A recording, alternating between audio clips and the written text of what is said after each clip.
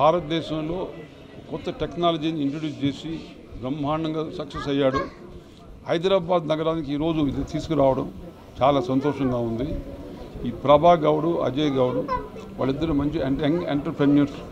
నేను ఎప్పుడు వాళ్ళ ఎంటర్ప్రెన్యూర్స్ అని చెప్పి మెచ్చుకుంటూ ఉంటాను. ఈరోజు యంగ్ ఎంటర్ప్రెన్యూర్స్ ప్రభా గౌడ్, అజయ్ గౌడ్, ఇటు థామస్ వీళ్ళ కాంబినేషన్లో హైదరాబాద్ నగరంలో ఈ న్యూ టెక్నాలజీ అంటే పిల్లలు లేని వాళ్ళు ఎంతో మనసు బాధపడుతుంటారు.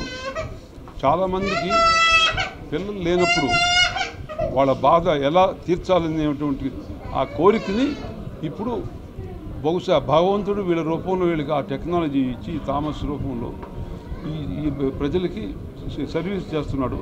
నిజం చెప్పాలి అంటే ప్రతి మానవుడికి పిల్లలు కావాలని ఇప్పుడు కలలు కంటారు. 95% పిల్లలు కలుగుతారు, కొంతమంది పిల్లలు పుట్టరు. సో వాళ్ళ బాధ అంతా ఇంత కాదు.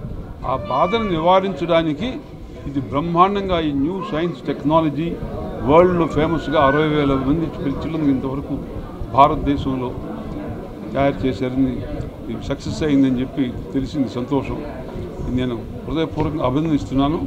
ఇది భవిష్యత్తులో హైదరాబాద్ ఈ చెన్నై ఫెర్టిలిటీ సెంటర్ ఇండియాలో నంబర్ 1 కావాలని నేను అభినందిస్తున్నాను. ఐవీఎఫ్ సైంటిస్ట్గా నా జర్నీ 1998లో స్టార్ట్ చేశాను.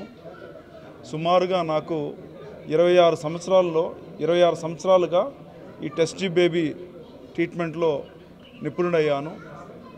ఇంతవరకు సుమారుగా 70,000 మందికి పిల్లలు లేని వాళ్ళకి ట్రీట్మెంట్ ఇచ్చి టెస్ట్ బేబీ ట్రీట్మెంట్ ద్వారా, దాన్నే సైంటిఫిక్గా ఐవీఎఫ్ ట్రీట్మెంట్ అంటాము.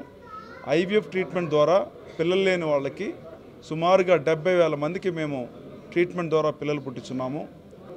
చెన్నై ఫర్టిలిటీ సెంటర్ యొక్క ముఖ్యాంశం ఏంటంటే ముఖ్యమైనది ఏంటంటే మనం ఏదైనా ట్రీట్మెంట్ కావాలంటే ఇక్కడ నుంచి అమెరికా వెళ్ళేవాళ్ళము, ఇక్కడ నుంచి దుబాయ్ వెళ్ళేవాళ్ళము, లేదంటే ఇక్కడ నుంచి కెనడా, ఆస్ట్రేలియా, యూకే వెళ్ళేవాళ్ళము.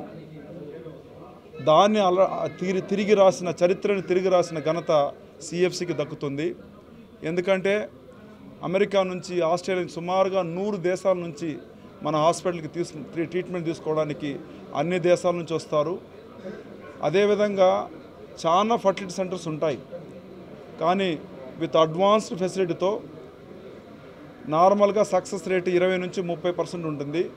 మన సెంటర్లో ట్రీట్మెంట్కి వస్తే 10 మందికి ట్రీట్మెంట్ చేస్తే 8 నుంచి 9 మంది వాళ్ళ కంటి ముందుగానే ప్రెగ్నెంట్ అవుతారు. ఎందుకంటే more advance technology, experience, transparency, ethical treatment చేస్తాము.